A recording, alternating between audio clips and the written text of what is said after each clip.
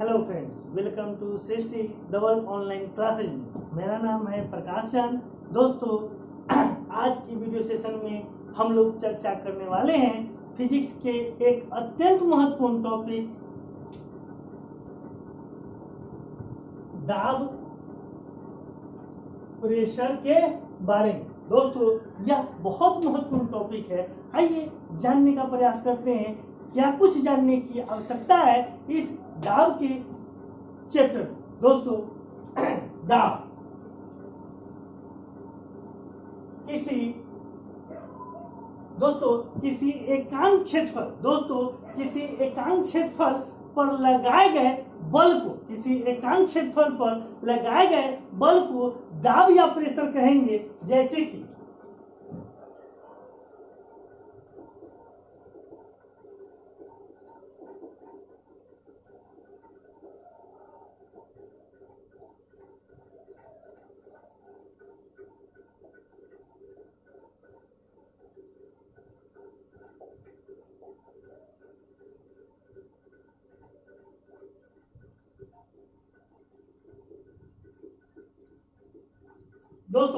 किसी एकांक क्षेत्रफल पर लगाए गए बल को दाब या प्रेशर कहा जाता है। अब इसे प्रेशर को समझना है दोस्तों कि यह प्रेशर का सबसे पहले फॉर्मूला क्या होते हैं।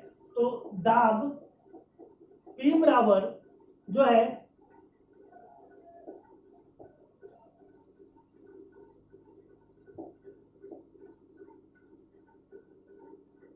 बल बटा यहाँ पे F बटा एरिया। दोस्तों, अब देखिएगा कि किसी एकांक क्षेत्रफल पर लगाए गए बल को दाब या प्रेशर कहेंगे। दाब का फॉर्मूला क्या होता है। तो बल बटा क्षेत्रफल होते हैं, फोर्स इंटू एरिया होते हैं। दोस्तों, अब समझना है कि यह दाब क्या है। दोस्तों, किसी भी सतह पर जब हम हथेली से बल लगाते हैं तो इस हथेली से बल लगाने पर इसका एरिया जो है बड़ा है, तो यहाँ पे दाब प्रेशर जो है कम लगेगा। यानी कि एरिया बड़ा है तो प्रेशर कम लगेंगे। जैसे ही हम पुनः इस पे थंब का प्रेशर देते हैं तो यहाँ पे क्या होंगे, प्रेशर बढ़ेंगे। तो यह क्या मतलब है कि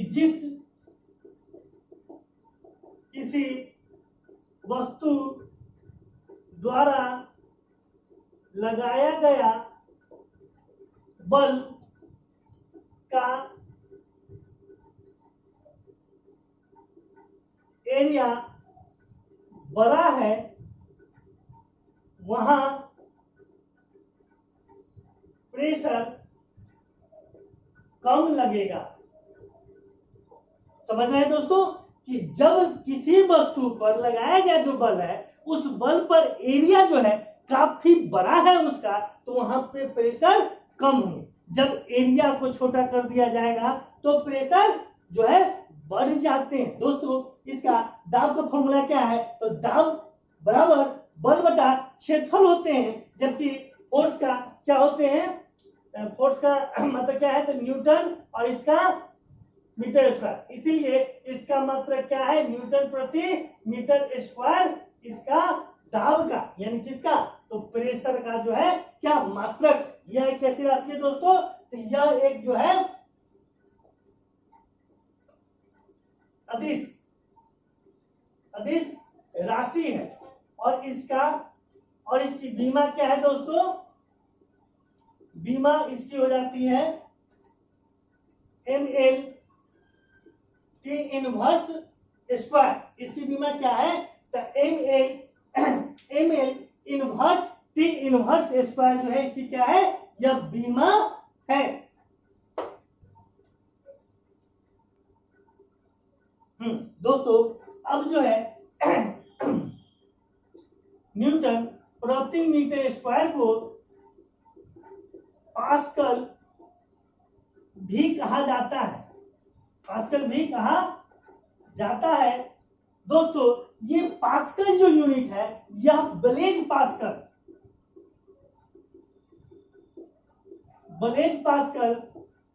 के नाम पर इसकी जो यूनिट जो है न्यूटन प्रति मीटर को पास्कल कहा जाता है। दोस्तों, अब आइएगा कि इसमें जिस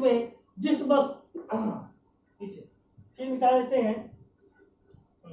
इसे एक एग्जांपल से समझेंगे दोस्तों कि इसमें क्या है कि तल का क्षेत्रफल जितना बड़ा होगा, तल का क्षेत्रफल जितना बड़ा होगा, दाब उतना ही कम लगेगा। दोस्तों अब देखिएगा कि प्रेशर के अंतर्गत अब हम इसे एक दो एग्जांपल से समझेंगे। दोस्तों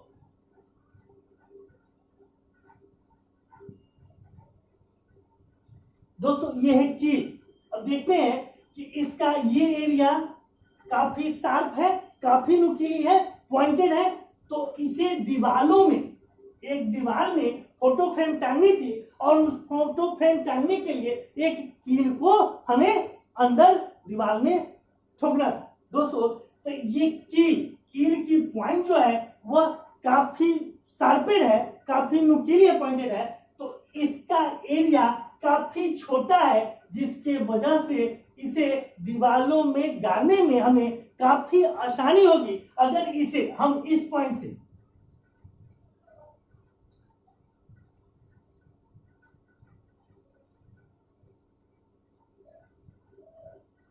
यदि हम इसे दीवार में जो लार्ज एरिया वाले जो क्षेत्र है उससे अगर हम ठोकते हैं उल्टा करके, तो हमें दीवार में कील करने में काफी परेशानी हो। दोस्तों ये एक एग्जांपल हो गया। एक दूसरा एग्जांपल है दोस्तों कि जब कभी आपने जो है टैंक को देखा होगा, तो टैंक काफी वजनदार होते हैं, काफी भारी भरकम होते हैं, लेकिन उनके व्हील को देखिएगा तो व्हील पर एक बड़ी बड़ी पट्टी लगी होती है और इसी पट्टी पर जो है व्हील नचते हैं और पट्टी मूव करती है आगे की ओर। दोस्तों इस जो भारी भरकम टैंक को, इसलिए इसके पट्टी को यानी कि इसके व्हील के जो एरिया थे उस एरिया को बढ़ाने के लिए ऐसा किया गया है। ऐसा इसलिए क्योंकि एरिया बढ़ जाएगी तो वह जो है किसी भी जो है समतल भूमि पर धंसेगी नहीं और वह आसानी से एक जगह से दूसरी जगह मूव कर सकते हैं। दोस्तों तीसरे एग्जांपल को समझेंगे।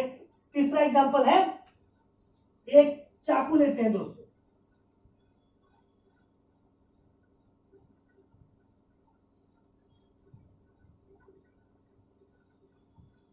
एक चाकू। दोस्तों चाकू से, एक चाकू नाइफ से किसी भी चीज को काटने के लिए उसके शार्पेड पॉइंट को हम इस्तेमाल करते हैं। यदि शार्पेड पॉइंट को हम जब भी किसी वस्तु को यदि कद्दू को काटनी हो तो इस शार्पेड पॉइंट से काटने में बहुत हमें आसानी होगी, जबकि ऊपर वाले हिस्से से अगर उसे काटा जाए तो काफी मुश्किलों का सामना करना पड़ सकता है। तो दोस्तों ये थे दाब की तीसरा। पहला एग्जांपल बताए थे कि कील को दीवार में गाड़ने के समय उसके पॉइंटेड एरिया को, यदि हम पॉइंटेड एरिया को दीवार पर रख के पीछे से हैमर को बल लगाएंगे तो वह आसानी से दीवारों में गड़ जाएगा। दूसरा एग्जांपल हमने दिया कि जो एक टैंक होते हैं वो लोहे के बहुत बड़े भारी भरकम जो है मतलब मशीन होते हैं, उस भारी भारी मशीन को जो है कहीं भी वह समतल भूमि पर धंसे नहीं, इसलिए उसकी एरिया को बढ़ाने के लिए बड़े बड़े पट्टी लोहे के प्लेट लगा दिए जाते हैं। उसी प्लेट को जो है व्हील नचाते हैं और टैंक एक जगह से दूसरी जगह मूव करते रहते हैं। दूसरे नाइफ यानी किसी वस्तु को काटने के लिए दोस्तों हम जो है इसी शार्प पॉइंटेड को इस्तेमाल करते हैं, जिसकी वजह से आसानी से वह कट जाता है। चौथे एग्जांपल में देखेंगे दोस्तों, फोर्थ एग्जांपल है कि रेगिस्तानों में जो है ऊंट काफी ज्यादा आसानी से मूव कर सकते हैं। आखिर वह भी एक भारी भरकम जीव है, तो कैसे वो मूव कर सकते हैं दोस्तों? तो ऊंट में एक जो है प्राकृतिक गुण पाई जाती है, वह अपने भारी भरकम शरीर को अपने तलवों के जो गद्देदार भाग होते हैं उसकी एरिया बढ़ा लेती है, बड़ी हुई होती है, जिसके वजह से वह जो है मरुस्थल में बालुओं के रेत में वह पांव जो है धंसते नहीं है, इसलिए वह आसानी से मरुस्थल में मूव करते रहते हैं दोस्तों। इसीलिए कैमेल ऊंट को जो है रेगिस्तान का जहाज कहा जाता है दोस्तों। अभी हमने देखा कि किसी एकांक क्षेत्रफल पर लगाए गए बल को जो है दाब या प्रेशर कहा जाता है। दाब का फॉर्मूला क्या होते हैं? तो दाब का फॉर्मूला होते हैं force into force by area, यानी बल बटा क्षेत्रफल, और इसका मात्रक क्या होते हैं? न्यूटन प्रति मीटर स्क्वायर होते हैं। और जो है यह एक कैसी राशि है? तो अदिश राशि है। इसकी बीमा क्या है? तो इसकी बीमा ml inverse t inverse square होती है। और तल पर क्षेत्रफल जितना बड़ा होगा, यानी तल का क्षेत्रफल जितना बड़ा होगा, दाब उतना ही कम रहेगा। उसके एग्जाम्पल को अभी हम लोगों ने देख दोस्तों। नेक्स्ट है दोस्तों कि वायुमंडलीय दाब। वायुमंडलीय दाब दोस्तों, वायुमंडलीय दाब की गणना सबसे पहले जो है ऑटो वान ब्यूरिक ने की थी। सबसे पहले ऑटो वान ब्यूरिक ने की थी दोस्तों। इसमें जो है 10⁵ न्यूटन मीटर स्क्वायर को जो है एक बार कहा जाता है। एक बार जो है कहा जाता है, यानी कि 10⁵ न्यूटन मीटर को जो है एक बार कहा जाता है। और वायुमंडलीय दाब की गणना जो है सर्वप्रथम किसने की थी? तो ऑटो वान ब्यूरिक ने की थी दोस्तों। अब आते हैं कि हम लोग थोड़ा वायुमंडलीय दाब को समझे कि वायुमंडलीय दाब किस ढंग से कार्य करते हैं दोस्तों। ये जो है हमारी पृथ्वी है, और पृथ्वी के चारों तरफ जो है एयर भरे हुए। ये क्या है? एयर। और पृथ्वी के जो क्रस्ट है, यानी कि सतह है, सतह पर जो है यह प्रेशर लगा रहे हैं। यानी कि यह वायु कहां प्रेशर लगा रहे हैं? तो पृथ्वी के क्रस्ट पर, जहां जन जीवन मौजूद है दोस्तों। अब इस पर कितना प्रेशर बन रहा है? तो इस पर लगभग 1600 केजी का प्रेशर पड़ रहा है दोस्तों। यहीं पे जनजीवन है, तो सोच के बताइए कि हम लोग मनुष्य अपने ऊपर जो है 1600 केजी का एक एयर प्रेशर को किस ढंग से कंट्रोल किए हुए दोस्तों। जब इस पर रिसर्च होने लगी तब पता चला कि मनुष्यों के अंदर जो ब्लड होते हैं, रक्त होते हैं, वह रक्त में जो है हृदय से पंप होते रहता है। यानी कि उस रक्त में भी एक प्रेशर होती है। उस वही प्रेशर, यानी कि blood pressure equivalent to air pressure, जिसके वजह से हम लोगों को पता नहीं चल पाता है कि हम लोग के ऊपर एयर का जो है इतना प्रेशर होता है। अगर ऐसा होता दोस्तों, तो कभी रेल की पटरियों पर एक क्वाइन को रख दीजिए। जब ट्रेन गुजर जाने के बाद यह जो है क्वाइन का जो हालत होती, हम लोगों की भी वैसी ही हालत जरूर हो जाती। तो दोस्तों ये मेंटेन करते हैं हमारे ब्लड प्रेशर से। Blood pressure equivalent to atmospheric pressure, वायुमंडलीय दाब के कारण जो है यह जो है मेंटेन हो पाता है दोस्तों। यही कारण है। कुछ और भी समझते हैं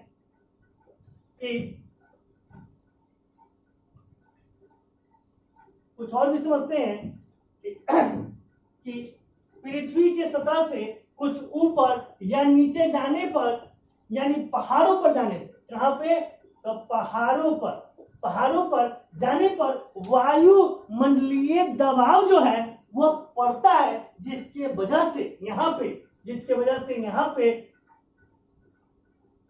खाना बनाने में कठिनाई होती है। और कभी कभी जो होते हैं, जब पहाड़ों पर लोग घूमने के लिए जाते हैं, तो यह जो है BP equal to AP equivalent नहीं होने के कारण जो है कभी कभी हमारे नाकों से ब्लड रिस जाते हैं, ब्लड निकलने लगते हैं। ये किस लिए होता है? तो हमारे ब्लड प्रेशर जो है असंतुलित हो जाते हैं। किसके कारण? तो वायुमंडलीय दाब के कारण, जिसके वजह से नाक से ब्लड हो आना मतलब शुरू हो जाते हैं और पहाड़ों पर जो है वायुमंडलीय दाब के कारण खाना बनाने में काफी कठिनाइयों का सामना करना पड़ता है। दोस्तों नेक्स्ट जो है इसी से रिलेटेड है कि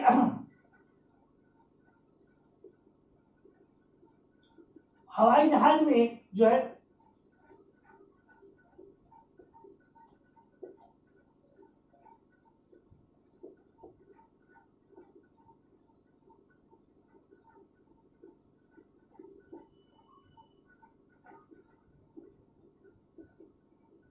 दोस्तों इसी से वायुमंडलीय दाब से रिलेटेड है कि हवाई जहाज में फाउंटेन पेन से स्याही का रीजन, क्योंकि हम लोग समझते हैं दोस्तों, क्योंकि वायुमंडलीय दाब जब हवाई जहाज जो उड़ती है तो हवाई जहाज किस मंडल में दोस्तों, वायुमंडल के किस मंडल में जो है वह जो है उड़ती है? तो वह होती है समताप मंडल।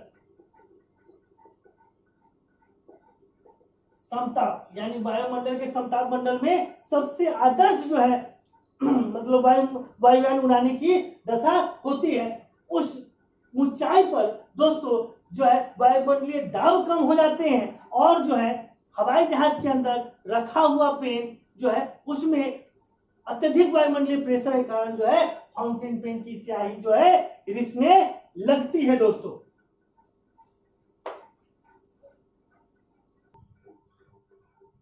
नेक्स्ट है दोस्तों नेक्स्ट है गर्म करने पर जिस पदार्थ का आयतन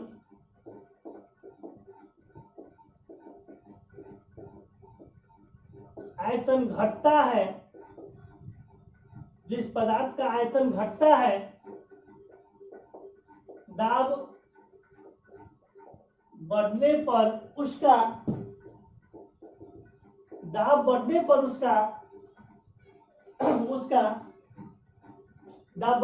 गलनांक भी जो है गर्म करने पर जिस पदार्थ का आयतन घटता है दाब बढ़ने पर उसका जो है गलनांक भी कम हो जाता है। दोस्तों यह जो स्पेशल फैक्ट्स हैं प्रेशर के कि गर्म करने पर जिस पदार्थ का आयतन घटता है दाब बढ़ने पर उसका गलनांक भी कम हो जाते हैं। इसके एग्जाम्पल है दोस्तों बर्फ, बिस्मथ, ढलवा, लोहा। बर्फ, बिस्मथ, ढलवा, लोहा ये स्पेशल कैरेक्टर है दाब के। और नेक्स्ट है दोस्तों, नेक्स्ट है गर्म करने पर जिस पदार्थ का आयतन बढ़ता है दाब बढ़ने पर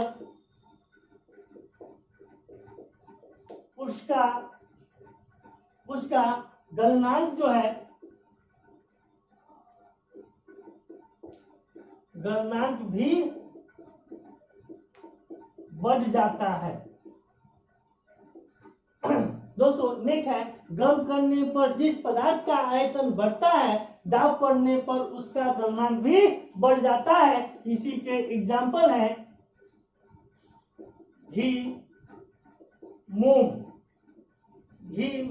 जिसे वैक्स कहते हैं,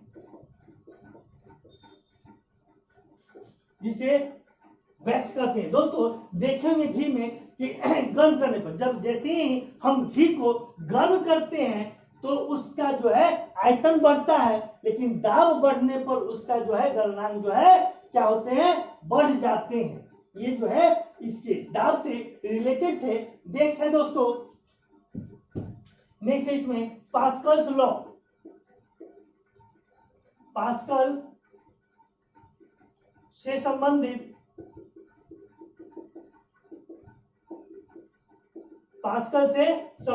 अब प्रेशर पास्कल से क्या संबंधित है दोस्तों, यानी कि यह नियम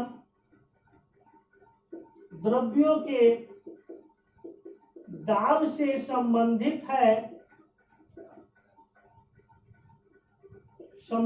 है जिसके यह जो है क्या है, यह नियम द्रव्यों के दाब से संबंधित है जिसके अनुसार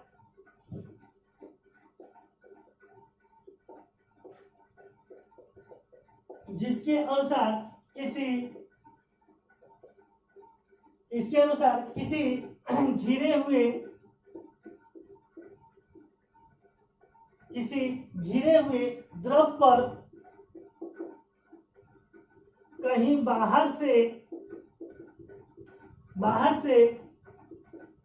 दाब लगाया जाए तो यह जो है, यह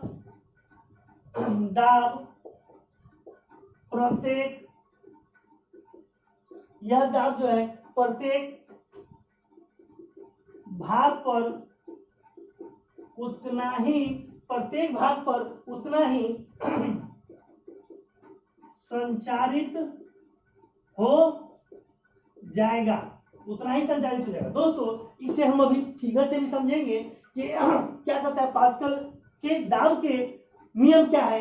तो यह नियम द्रव्यों के दाब से संबंधित है जिसके अनुसार किसी घिरे हुए द्रव पर कहीं बाहर से दाब लगाया जाए तो यह दाब प्रत्येक भाग पर उतना ही संचारित हो जाएगा, यानी कि इक्वली डिवाइडेड हो जाएंगे। और इसी पास्कल के जो नियम है उसी नियम से कुछ एग्जाम्पल के बारे में प्रायः सवाल पूछते हैं। निम्नलिखित में से पास्कल के दाब से संबंधित जो एग्जाम्पल है वह कौन से संयंत्र, वह कौन से उपकरण है जो पास्कल के सिद्धांत पर कार्य करते हैं, या वह उपकरण जो है किस सिद्धांत पर कार्य करते हैं। तो इसी में आते हैं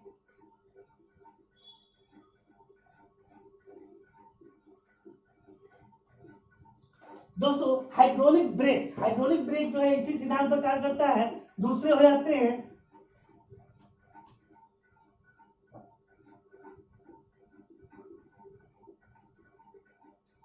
हाइड्रोलिक प्रेस। नेक्स्ट हो जाते हैं हाइड्रोलिक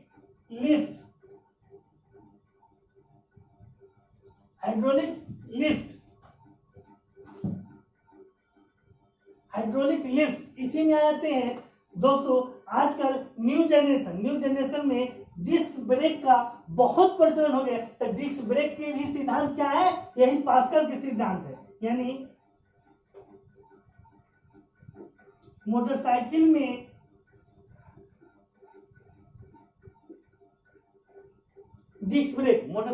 जो है डिस्क ब्रेक देखते होंगे कभी दोस्तों। मोटरसाइकिल के हैंडल में एक छोटी सी डिब्बी लगी होती है और उस डिब्बी में एक लिक्विड, एक द्रव भरे होते हैं जो पास्कल के ही सिद्धांत पर कार्य करते हैं। यानी उस लिक्विड पर एक छोटा सा प्रेशर लगा दिया जाए तो वह प्रेशर जो है समूचे जो सिस्टम है उस पर उसके दुगने रफ्तार से वह जो है प्रेशर पड़ता है, जिससे आसानी से, यानी लिक्विड ब्रेक में जैसे ही ब्रेक हम लोग मारते हैं तो वह ब्रेक जो है हमारे जो है व्हील के जो डिस्क होते हैं उसको आसानी से पकड़ लेता है और गाड़ी जहां पे खड़ी है वहीं पे रुक जाती है।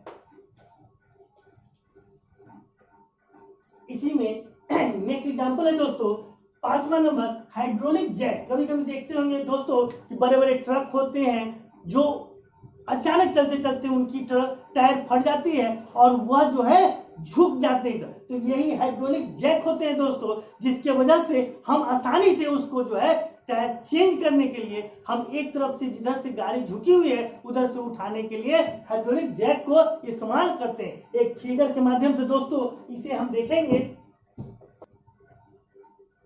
दोस्तों एक फिगर है, देखिएगा यहाँ पे हमने इस एरिया को कितना रखा है, तो 1 मीटर स्क्वायर रखा है। इसको क्या रखे हैं, तो 100 मीटर स्क्वायर रखे हैं और ऊपर जो है वेट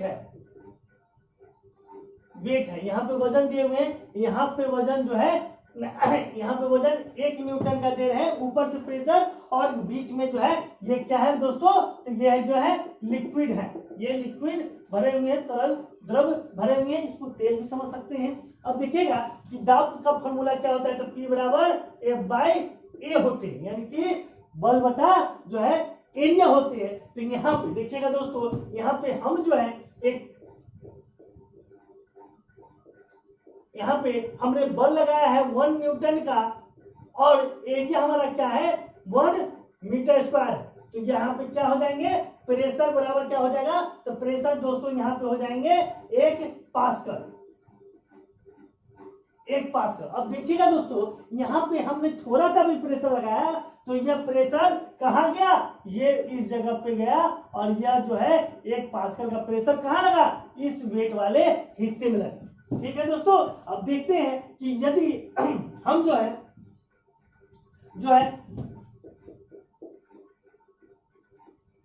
अब जो है हम अगर फोर्स जो है फोर्स को निकालते हैं तो प्रेशर क्या होता है, यहाँ पे प्रेशर क्या है, प्रेशर 1 है और एरिया हमारा क्या है यहाँ पे, तो 100 मीटर स्क्वायर है और यहाँ पे F है। तो दोस्तों जब हम अगर 1 न्यूटन का बल लगाते हैं तो यहाँ पे फोर्स कितना पड़ रहा है, तो देखिएगा यहाँ पे तो क्रॉस मल्टीप्लीकेशन हो जाएंगे, तो F बराबर क्या हो जाएगा 100 न्यूटन, यानी कि हमने 1 न्यूटन का यहाँ पे बल लगाया तो यहाँ पे फोर्स कितने लग रहे हैं, नीचे से ऊपर 100 न्यूटन का बल जो है नीचे से ऊपर लगा दे। दोस्तों इसी सिद्धांत पर कौन कौन से कार्य करते हैं, तो इसी सिद्धांत पर हाइड्रोलिकल ब्रेक इस्तेमाल होते हैं, हाइड्रोलिकल प्रेस इस्तेमाल होते हैं, हाइड्रोलिकल लिफ्ट इस्तेमाल होती है, जबकि मोटरसाइकिल के डिस्क ब्रेक होते हैं, और हाइड्रोलिकल जैक जो है बड़े से बड़े, कभी आजकल तो देख रहे होंगे आप लोग जितने में ट्रक या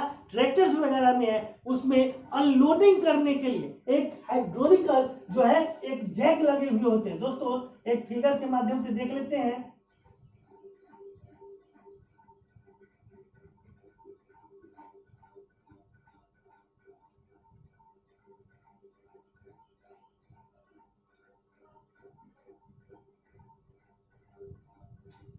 यहीं पर दोस्तों एक बड़ी सी पाइप नुमा एक हाइड्रोलिकल जैक लगी होती है, जब यहां से इंजन से ड्राइवर पुशअप करता है तो इसी हाइड्रोलिकल जो ट्यूब है उसी में जो है प्रेशर पड़ते हैं और धीरे धीरे यह जो है ऊपर की ओर उठना शुरू हो जाता है, और ये जो है इस ढंग से खुल जाते हैं और जो है सारे जो मटेरियल होते हैं वह जमीन पर आसानी से जो है ट्रक के अनलोडिंग हो जाती है। दोस्तों तो ये थे 5 एग्जाम्पल, किसके थे, तो hydraulical break, hydraulical press, hydraulical lift, hydraulical जो है जैक और डिस्क ब्रेक, ये सब किसके थे, तो यह जो है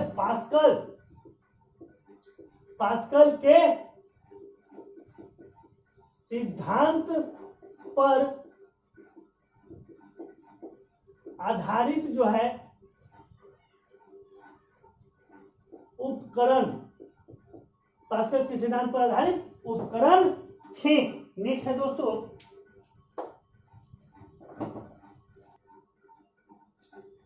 दोस्तों, कि बैरोमीटर पर दाब का प्रभाव, यानी बैरोमीटर पर दाब का प्रभाव क्या होता है। तो दोस्तों आप लोग को ये बहुत कॉमन सी बातें आप लोगों को पता होगी कि बैरोमीटर से ही वायुमंडलीय दाब को मापा जाता है, यानी कि वायुमंडलीय दाब को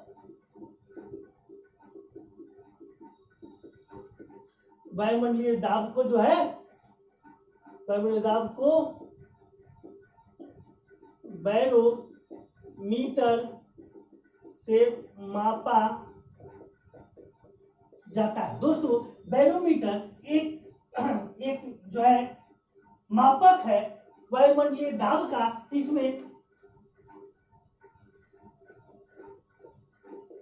इससे वायुमंडलीय दाब को मापे जाते हैं। ठीक है, अब क्या केस है, केस जो है केस फर्स्ट में आते हैं कि बैरोमीटर का पाठ्यांक, यानी कि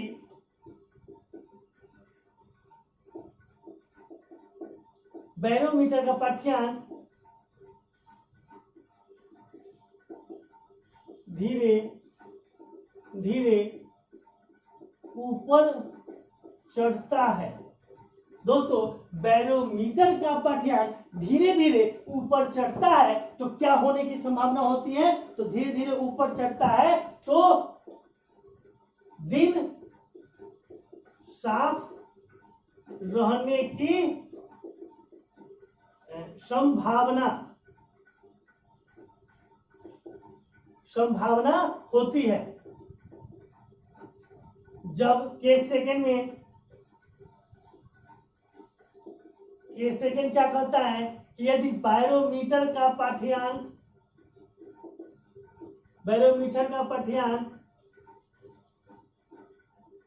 धीरे अचानक नीचे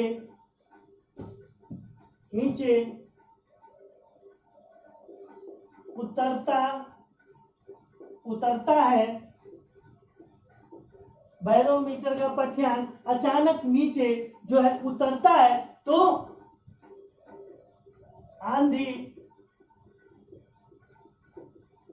तूफान आने की संभावना होती है।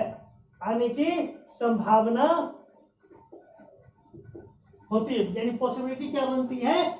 जब जो है बैरोमीटर का पाठ्यांक जो है अचानक नीचे सडनली डाउन होती है तो क्या आंधी तूफान आने की संभावना होती है। जब धीरे धीरे ऊपर की ओर चढ़ता है तो केस फर्स्ट होती है और यहाँ पे केस सेकेंड हो गया। अब जो है केस थर्ड क्या कहते हैं? केस थर्ड कहता है कि बैरोमीटर का पाठ्यांक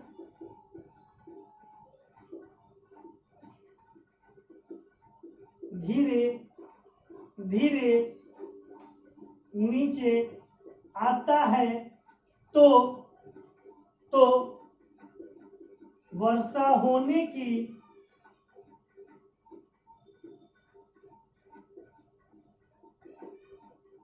संभावना होती है।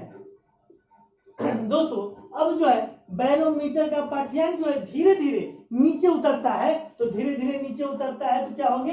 एक तो सडनली हो गए, अब थोड़ा सा धीरे धीरे नीचे उतर रहे हैं तो यह क्या हो जाएगा? यह केस थर्ड कहलाता है। केस थर्ड में जो है वर्षा होने की संभावना होती है, यानी कि धीरे धीरे बैरोमीटर का पाठ्यांक नीचे की ओर उतरता है तो वर्षा होती है। ये तीनों केस काफी इंपोर्टेंट है दोस्तों। एसएससी, रेलवे या ग्रुप डी हो, इन सभी में इससे प्रश्न पूछे गए हैं कि केस फर्स्ट में यानी कि बैरोमीटर का पाठ्यांक अचानक ऊपर जाता है तो क्या होते हैं, अचानक नीचे जाता है तो क्या होते हैं, अचानक जो है सो धीरे धीरे नीचे उतरता है तो क्या होते हैं। तो ये सभी बैरोमीटर पर दाब का प्रभाव यानी कि वायुमंडलीय दाब से रिलेटेड जो है बैरोमीटर से रियल फैक्ट थे दोस्तों। ये थे प्रेशर के पार्ट 1 वीडियो जिसमें हमने प्रेशर की चर्चा की, प्रेशर के मतलब जो रियल फैक्ट्स हैं उसकी चर्चा की, बैरोमीटर की चर्चा की। अब नेक्स्ट वीडियो में दोस्तों हम जो है आर्किमिडीज का सिद्धांत को पढ़ेंगे और जो है द्रव के उच्छेद यानी उत्प्लावन के बारे में पढ़ेंगे। दोस्तों, यह वीडियो आपको कैसी लगी? यदि अच्छी लगी हो तो आप इसे लाइक करें, शेयर करें, सब्सक्राइब करें और अपने सुझाव हमें कमेंट्स के जरिए जरूर बताएं। दोस्तों मेरी प्रयास है आप लोग अपने लक्ष्य को जितनी जल्दी से जल्दी पकड़े, इसलिए बने रहिएगा इस चैनल पर और लगातार जो है वीडियो को देखिए और उसे एक शॉर्ट नोट्स को तैयार करिए दोस्तों, जिससे आपको उसे पढ़ के और जो है सवाल बनाने में काफी मदद मिलेगी। दोस्तों इसे उन लोगों तक पहुंचाए जिन्हें जीएस बिल्कुल नहीं आता हो दोस्तों, तो इसे ज्यादा से ज्यादा अपने फ्रेंड्स ग्रुप में शेयर करें। धन्यवाद। जय हिंद।